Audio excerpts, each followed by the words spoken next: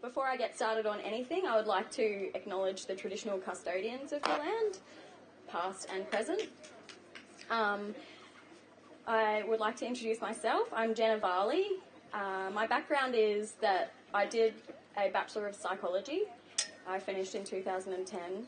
And then after that, I spent a year trying to commence a PhD on the topic of psychedelics and mystical experiences and the consciousness, an aspect of consciousness known as transliminality, which is about having greater access to the unconscious.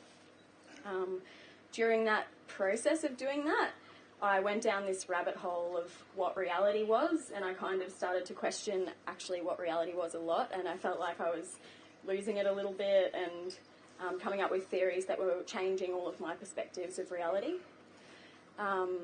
So I stepped away from that project and went into another element of reality, of the working life, of doing counselling for Lifeline.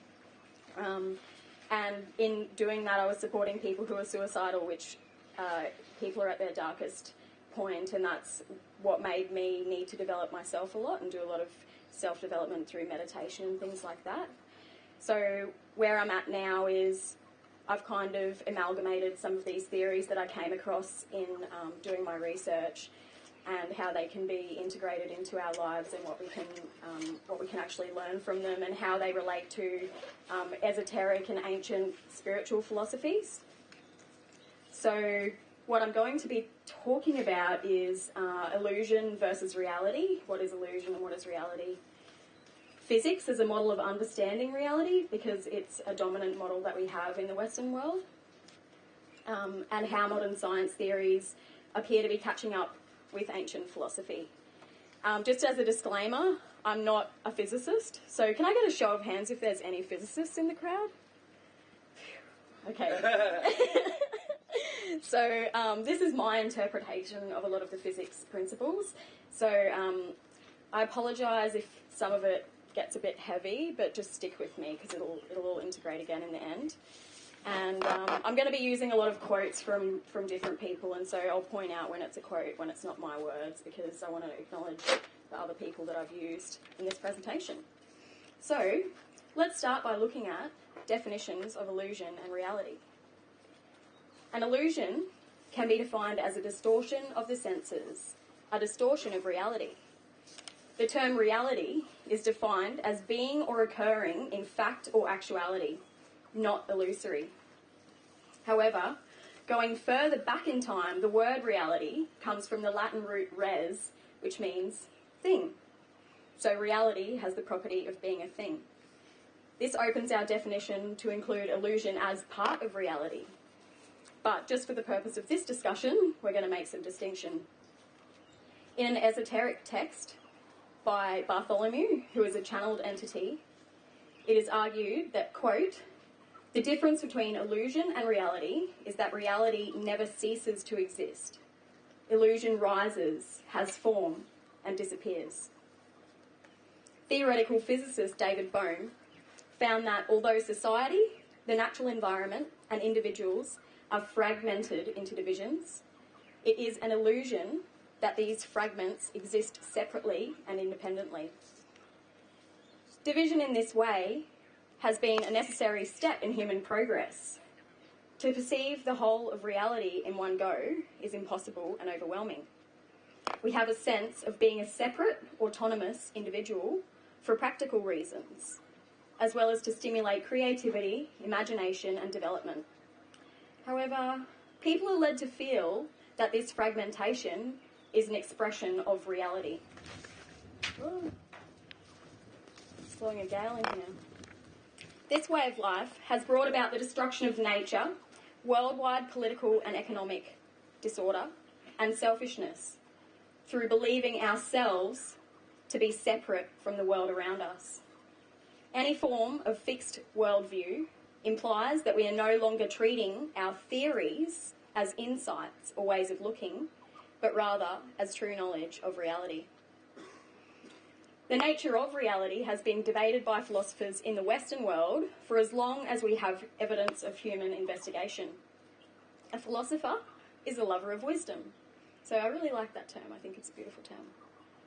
Aristotle believed that knowledge of reality was found through perceptual experience of concrete objects in the world, whereas Plato argued that reality derived from intuitive reason, including the world of thoughts and ideas. Such inquiry led to the development of physics, which is the study of nature, and metaphysics, the branch of philosophy concerned with the nature of reality, including the relationship between mind and matter. Most of classical physics is based on the notion that the universe is mechanistic. Separately existent elementary particles are the building blocks of everything. Who here has heard that atoms are the building blocks of all matter? A few people? Okay. So you may have heard of electrons, protons and neutrons. Yep, I'm getting a couple of nods there. Yep. What about on a more minute scale in quantum physics? Quarks and partons? Yeah, there's more hands up there. Okay, so there's a belief held in both forms of physics, both classical and quantum, that someday some particles will be discovered that explain everything in reality. It can be difficult to change such deeply ingrained notions of understanding because they involve thoughts, senses, emotions, physical experience, and relationships with others and society. In this discussion, I've chosen to use physics as a model of understanding reality because it's a dominant model in the Western world. So we will slowly uncover what physics can tell us about consciousness and the nature of reality. Classical physics is based primarily on Newtonian theories. Newton was the guy that was like sitting under a tree and an apple fell on his head and he said, oh, everything falls. I don't know if you've heard of him. Yeah? Okay. So in Newtonian theories, the motion of an object can be predicted by its mass, position and the force acting upon it. The experimenter or the instruments being used do not have any influence on this, as the object under investigation is understood to be a separately existing autonomous thing. Classical physics only works in the case of objects of a certain size and doesn't really bear much relationship to the study of consciousness. It is one of the ways in which science argues that consciousness cannot be explained and is therefore not a primary unit of reality. In contrast, quantum physics deals with the microscopic levels of matter and energy at the atomic and subatomic scales. There are 4 principles that really separate quantum physics from classical theory, and I'm going to explain these to you because I'm going to talk about it again later, so it's just good to get the kind of basics of it. So 1, the indivisibility of quantum action. That means that whatever you observe in an experiment cannot be separated from the instruments you are using, and the experimenter even has an influence on the outcomes. 2, matter can behave more like a wave or more like a particle under different conditions. That's something you may have heard of before. The wavicle. Properties of matter are statistically revealed potentialities. This is important. It means that through experimental observation, we can only determine probabilities of the location or direction of a particle, because it can be superimposed in many different locations in space-time simultaneously. This is also called quantum superposition, and we're going to be talking about that again later. And finally, 4, events that are separated in space and not physically interacting can be correlated with no causal explanation. This is also called non-local causation. Things that are not touching and not happening at the same time can influence each other. Quantum and classical theory generally contradict one another, so they're often assumed to be just describing different things. However, if all things in classical level reality are assumed to be made up of quantum level quarks and partons, then they cannot really be separate. And there have been many attempts to unite these 2 camps of science over time. One such attempt has been put forward by the aforementioned physicist David Bohm. In his book, Wholeness and the Implicate Order, he describes an implicate and explicate order to reality. The explicate order is what is dominant in classical physics. It is what we perceive with our senses and thoughts. where each thing is in its own region of space and time, separately existent. The implicate order is primary. It's more related to quantum properties of matter and is a movement of undivided wholeness. What we perceive as empty space is actually an immense sea of energy, while matter is like a ripple in this vast sea, a wave-like excitation on top of this background. Mind and body are one, not separate interrelated entities. The idea of a separation between mind and body was perhaps most ingrained in our thinking by the French philosopher and mathematician René Descartes, famous for the phrase, "I think, therefore I am." According to more recent understandings of quantum physics, it is incorrect to assume that, quote, each of us is an independent actuality who interacts with other human beings and with nature. Rather, all these are projections of a single totality. The higher order multidimensional reality that is described by Bohm cannot be comprehended in terms of any time structure. Instead, the moment is the basic element, not precisely related to space and time. Overall, consciousness is not separate from matter or reality. Stan Grof, a psychiatrist and psychedelic researcher, also contends that it's a mistake to assume that matter is the only reality and consciousness is a product of matter. Grof found, through observing altered states of consciousness in his clients, that, quote, consciousness seems to extend into realms and dimensions that the Western industrialised culture does not consider to be real. These realms include archetypal, mythological, contacting deities and beings, spirit guides, entities, and parallel universes. A prevalent belief in psychology is a kind of emergence theory, which is that consciousness emerges as a property of physical activity in the brain, a computer-like view of the brain. This is a bit bizarre to me because our consciousness doesn't function in the least like a computer, and we use our brains to invent computers, so let's give ourselves a bit of credit. There are alternative arguments to the primacy of matter in the universe, such as those put forward by the mathematical physicist Roger Penrose and quantum theorist Stuart Hameroff. Hameroff argues that perhaps consciousness is the primary unit of reality. Now we seem to be siding more with Plato rather than Aristotle. According to monistic idealism, mind and matter both arise from consciousness. Inner experiences are deeply connected to the physical universe, and we only perceive glimmerings of reality. This relates again to the implicate and explicit order, consciousness being the explicit order that forms out of the unconscious implicate order. Penrose and Hameroff devised the orchestrated objective reduction theory, which is an attempt to align both quantum and classical physics with consciousness. As we discussed before, experiments in quantum physics find that the deeper we go looking at particles, they can be like a wave or a particle simultaneously. They can be superimposed in a number of possible locations in space-time simultaneously.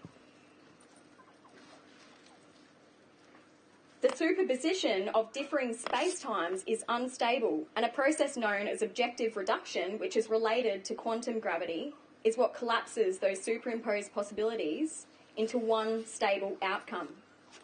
The number of distinct possibilities reaches a critical threshold defined by fundamental space-time processes, and one outcome crosses the threshold into consciousness or classical level reality.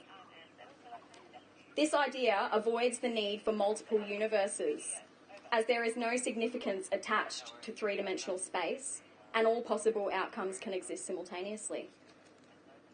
Hameroff suggests that there must be quantum-level processes occurring within the brain, while the dominant ideas in psychology argue that it's networks of neurons or brain cells that cause consciousness.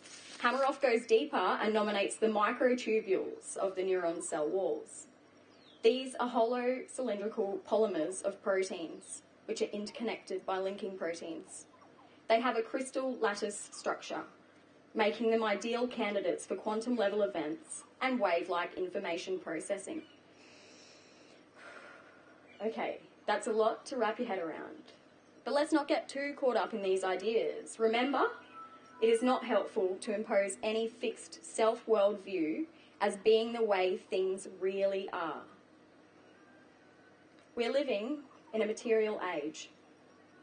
There's a widespread dismissal of spirituality, and many spiritual people believe that science cannot explain spirituality adequately. It is an unstable and radically polarised world that may benefit from some reconciliation of science and spirituality.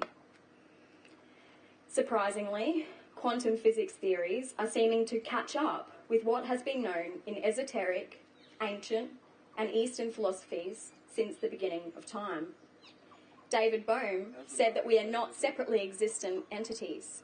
In the same vein, the channeled entity Bartholomew stated, quote, "You are all made up of one substance. So when you perceive more than one, illusion is present." So the reality is all is one, and the illusion is that everything is separate. But can our consciousness really perceive this oneness? According to Bohm, the manifest or known content of consciousness is based on memory, which allows this content to be held in fairly constant form.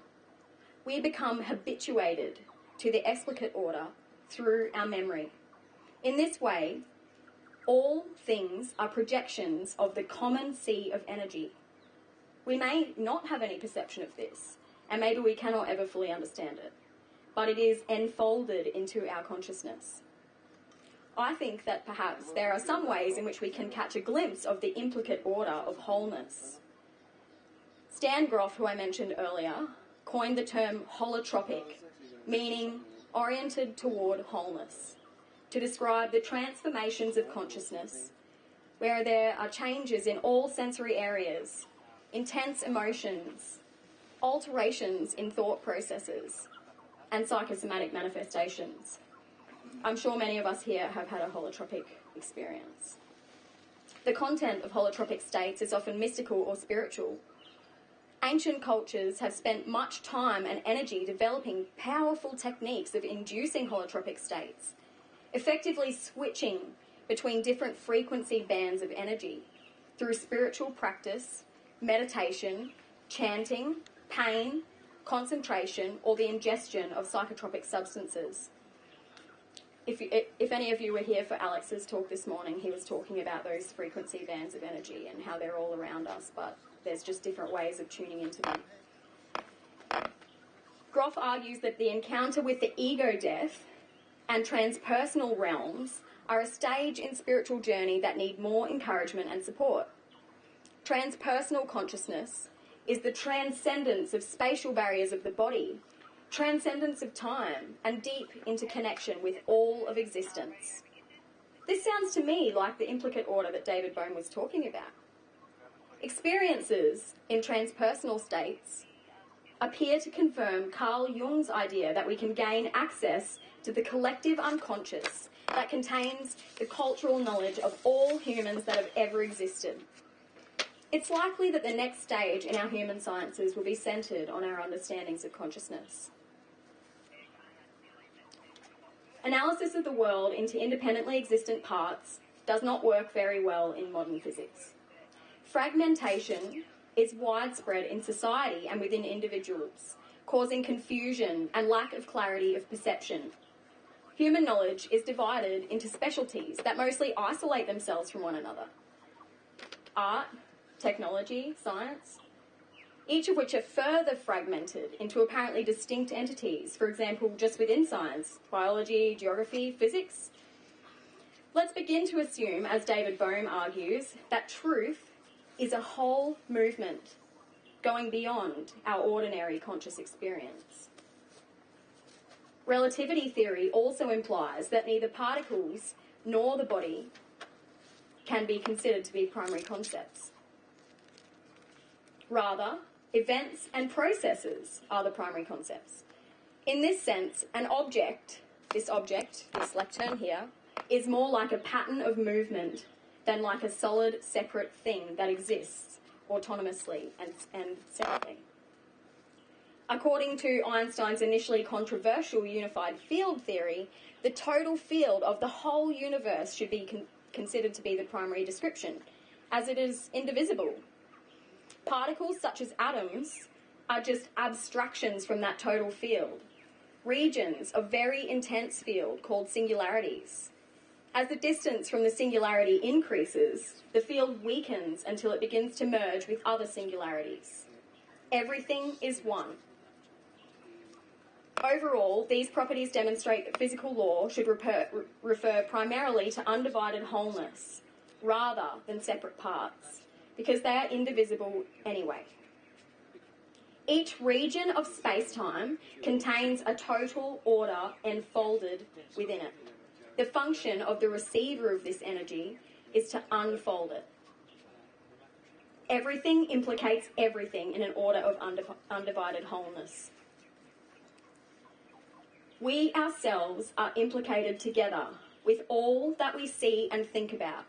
So we are present everywhere and at all times, although only implicitly. Inanimate matter, or non-living matter, is the recurrent stable order of enfoldment in which a particular form manifests again and again, therefore appearing solid and stable.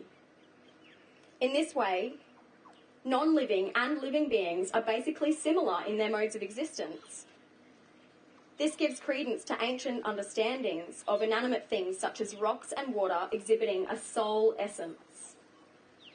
Each moment has an explicate order which is perceived by us and enfolds all other moments implicately.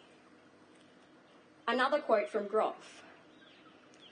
It is as if everything in the universe has its objective and subjective aspect, the way it is described in the great spiritual philosophies of the East. In a mysterious and yet unexplained way, each of us contains information about the entire universe and all of existence, has potential experiential access to all of its parts, and is in a sense the whole cosmic network as much as he or she is just a separate and insignificant biological entity. I think that's really exciting. Physicists studying quantum coherence of biological organisms have found the same line of understanding through experimental evidence.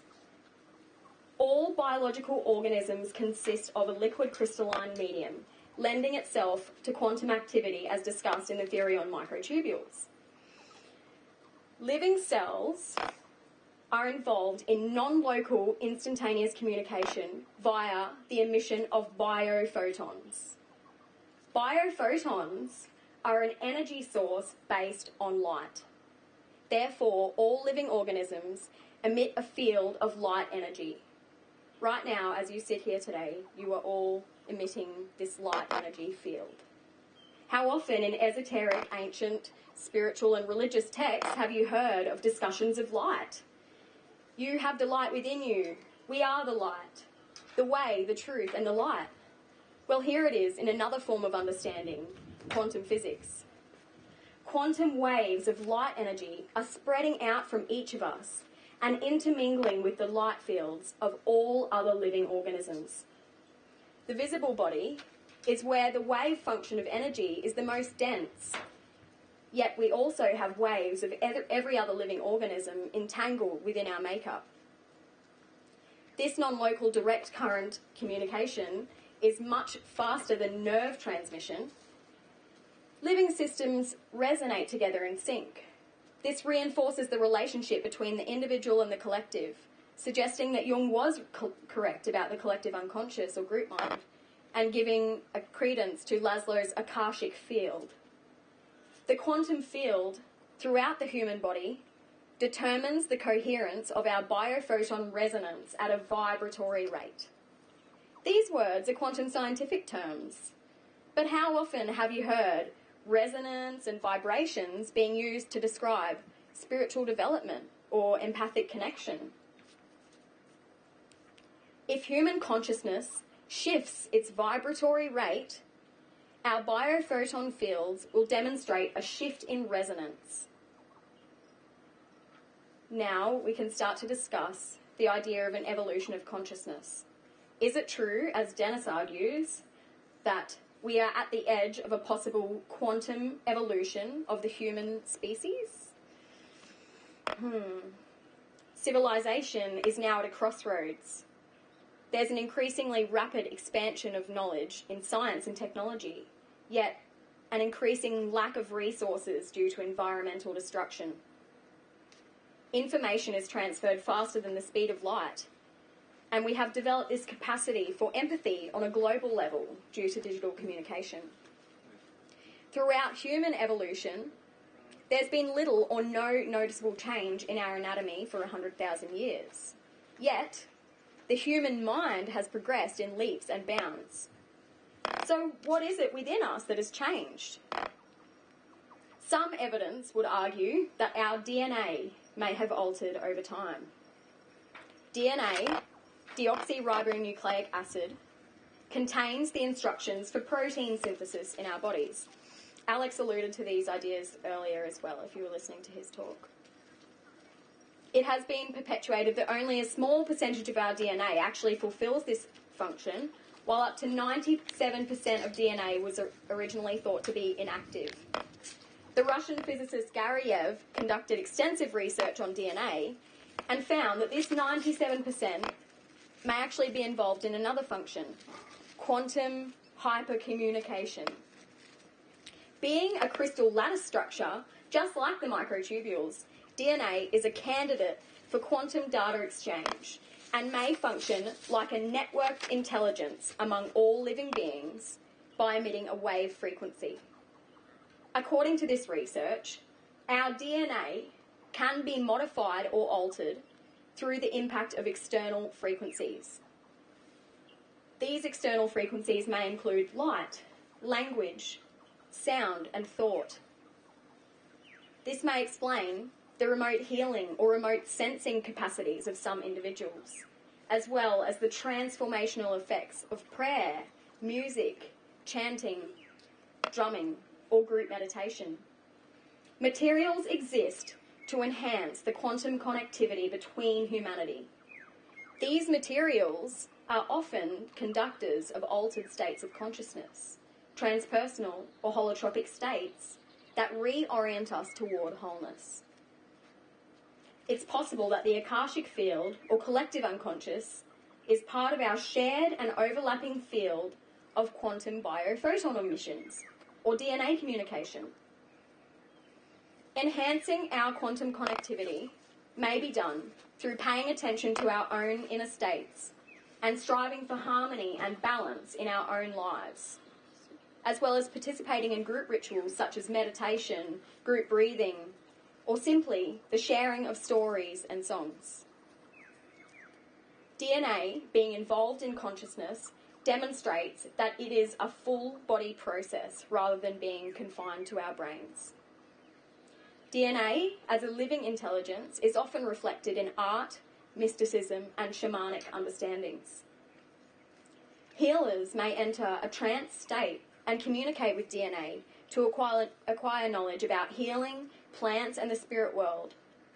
Perhaps this field of interconnectivity is what is meant by communicating with our higher selves. Whether this is a new function of DNA or if it is just a newly discovered function of DNA through improved experimentation is uncertain. For those who argue that DNA is altering, this may have been brought about by the shifting of the Earth's geomagnetic forces, or solar radiations, or the movement of our solar system, or perhaps the planetary alignment. Any increases in wave patterns or vibrations entering into the quantum field may create a shift in humanity. Forms of the so-called new consciousness have always been present, but are not yet recognised in mainstream research. Visionaries, mystics, psychics, spiritual teachers. It could be argued that the distribution and spread of these evolutionary mutational agents is on the rise. According to Dennis, quote, our consciousness, which has a vast potential for further development, must undergo a release from old binding structures and break out toward rapid expansion. Therefore, altered states are an agent for the evolution of our consciousness.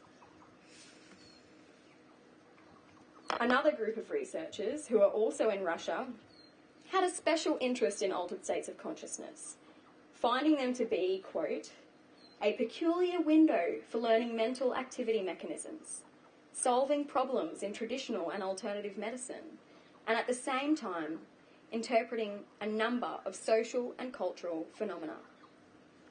Bunsen, Korotkov and Unestal trained 61 participants in Sweden and Russia in a form of meditation for approximately oh no.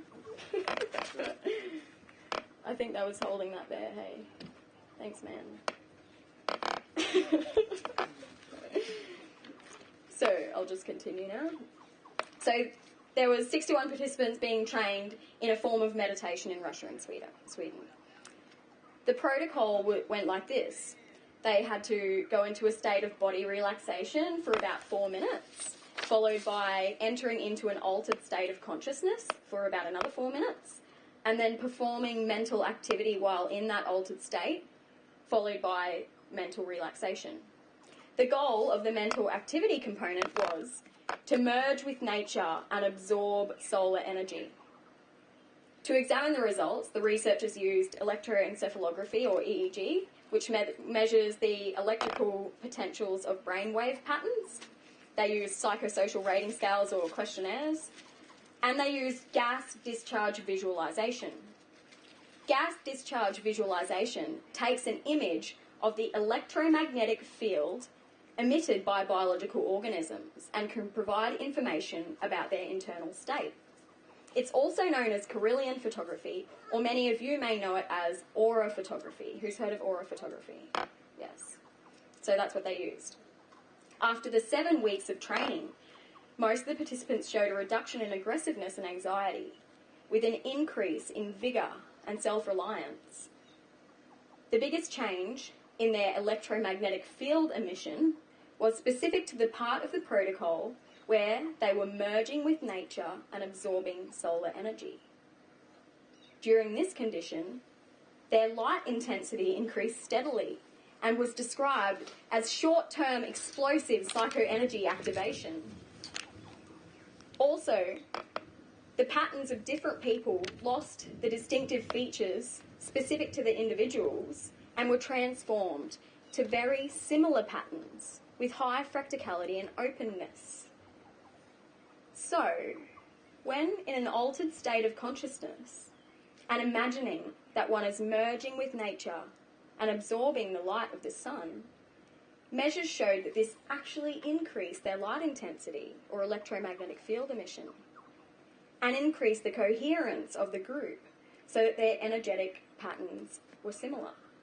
What an amazing power of the imagination. It seems like meditation and training in altered states of consciousness can bring us more in tune with each other and with the world around us. This has always been known in ancient, mystical and spiritual philosophies and is slowly starting to be revealed in Western science. So we sit here together in a group. We talk about this stuff. Wholeness, empathic connection, resonance, increasing our vibrational frequency. So one of the comments that I have seen consistently coming up at the end of people's presentations is, what can we do? Like, how can we actually use this information? How can we integrate it? So I thought, why don't we take this opportunity now to put some of the theory into practice? Who's with me? Okay, so I'm going to ask for the next few minutes if you could all please close your eyes. Get comfortable. Okay, let your attention focus on the natural rhythm of the breath. It may help to take a few deep breaths to feel familiar with the sensation. Then, gently, let go of the control of it and let the breath breathe itself.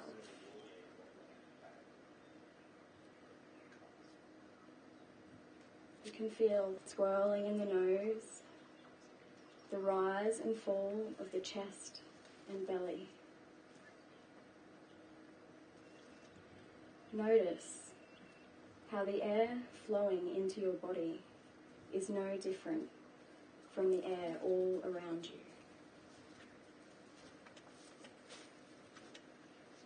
Remember that we are all made up of one substance. Take this moment to feel your deep interconnection with everything.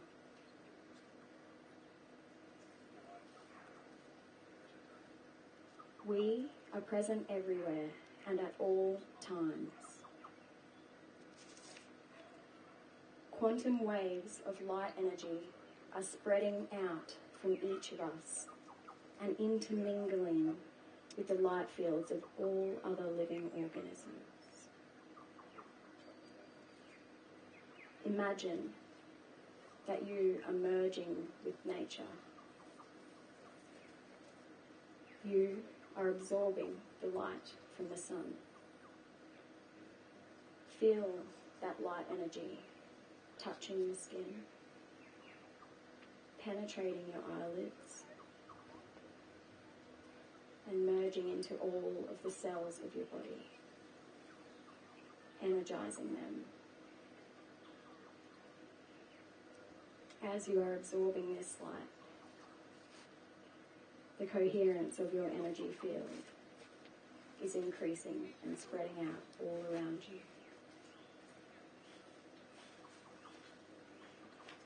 Take a few minutes to feel this energy.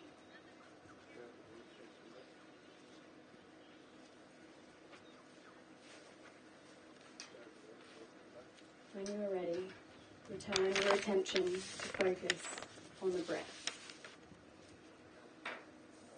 The breath within and around your body.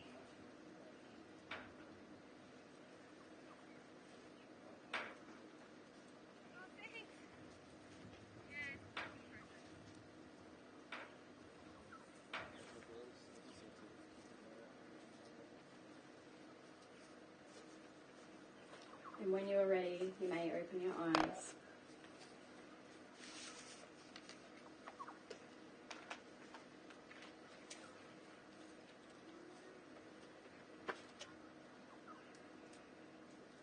Thank you, everybody, for being part of this experience with me. And I'm willing to answer any questions if anybody has any. Thanks very much.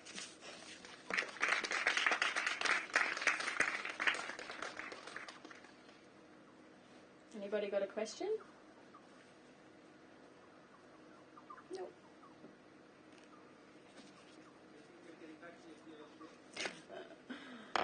I've put it on the 1 day list, on the to-do 1 day list. Yeah.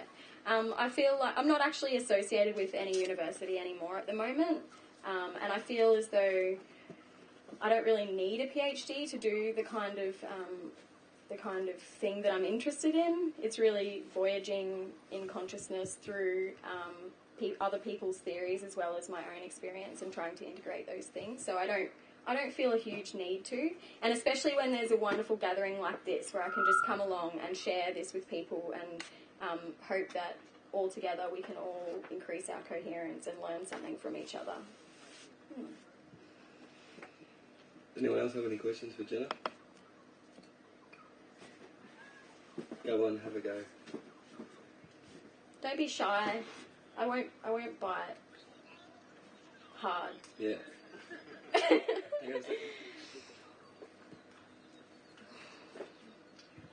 Do you think psychedelics are becoming more accepted in the scientific community?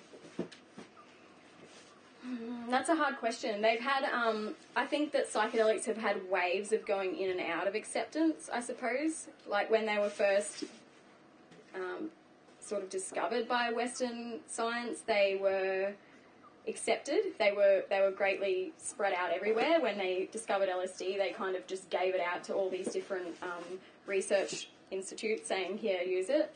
And then it was really the social use of it and perpetuation of fear through the media that made it become unaccepted.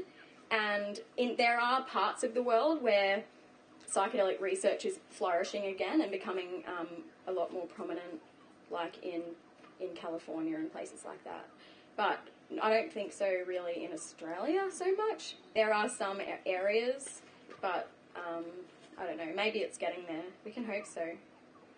I was just talking to someone last night about this, and they've just reopened psychedelic testing as a therapeutic thing over, I think, in Europe. Yeah. And the person I was talking to was saying that they were definitely talking about bringing it here. Yeah, I don't know. Yeah, It's just Prism. interesting. Came up last night. I guess Prism are involved in the stuff that's going on here in Australia. And there have been studies going on in the States and in Europe using psychedelics for different things like end-of-life anxiety and post-traumatic stress disorder, and they've had really high success rates, so we can hope that that'll be something that informs the rest of the world. I think for me, psychedelics are very hard to transfer it from this world to the world out there, and that to me is always the hardest part. How do you actually transfer it? How do you use it outside there? I mean, all this knowledge and all this wisdom is special and unique, but out there, mortgage payments and bank loans, and I mean, we all know the story. It's very hard to transfer or make it real. Yeah. So I mean, this has been going for years and years. I mean, what you're saying is not new, but so that to me is the hard part. It doesn't seem to really fit out there in the concrete jungle. Yeah. Yeah. Yeah, I agree with you, and that's something that I'm always continually learning, like how I can actually, or how we can actually integrate this kind of knowledge into our day-to-day lives.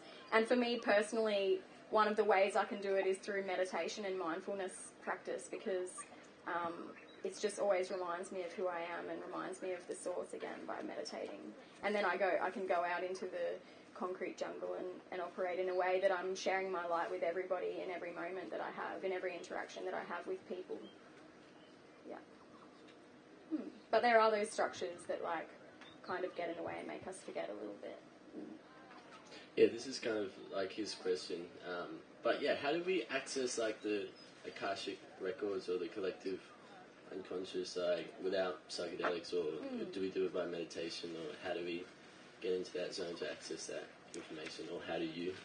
Well, I think that we all have to find our own ways. We have to find what resonates with us. There are many different methods that have been known in ancient cultures for a long time. Some of those are what I mentioned: chanting, drumming, singing, prayer. For some people, it really depends. We have to take a creative step in that process, and also imagination has a huge impact on it, because our imagination in a way creates our reality and can alter our reality.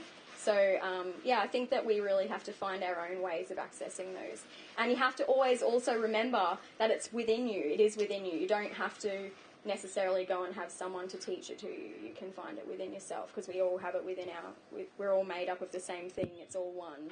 We all have it within us. So, and it's easy to forget that sometimes, because over time, humans have given their power away. We have this power within us, and through history, we've given that power away to different structures, whether they be religions that we've created or hierarchical societies, and we've given it away to the government, like they have to, or education systems that we've created that are structures where we think, we have to go there to get taught by someone else this thing. Well, it's already all within you. So it's about taking that power back into ourselves. Yes, please do.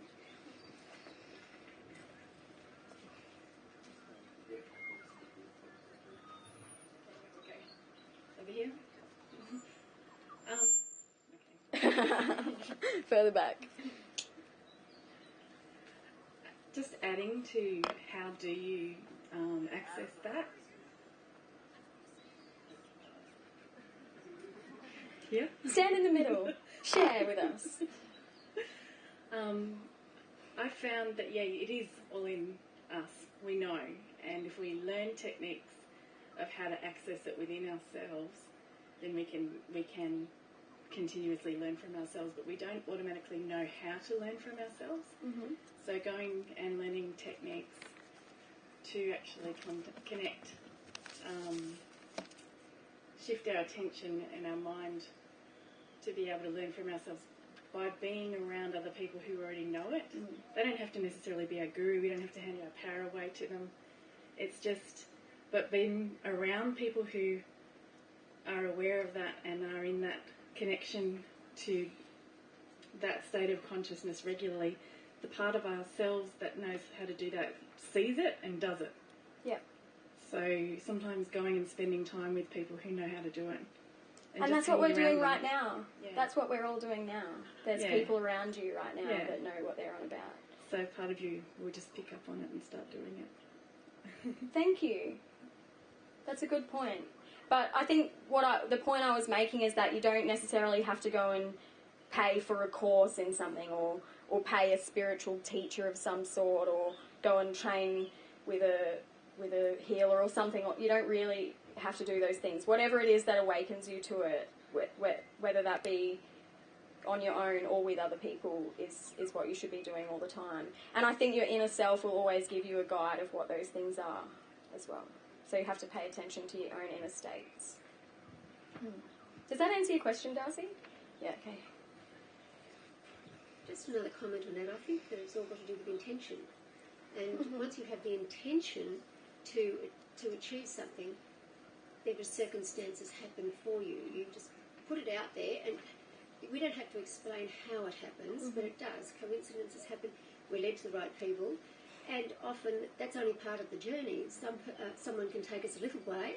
I've tried many techniques. I've done meditation, all sorts of things, and sometimes that works for a while, and then you need to move on. It is a journey, and the journey finishes in here. Yep. The journey can be out there to start with, but it ends up in here. And it is based on your own intuitions, but it's what you want. You just say, I would like to know how I can access my consciousness to a great extent. It's intention. Just have that intention. Yep. That's a really good point. Anyone else want to engage with Jenna? Please come and talk to me later if you see me around, if you want to talk about anything, have a chat. Yeah. Okay. Well, thank you, everyone. Thank you so much. Thanks, Jenna.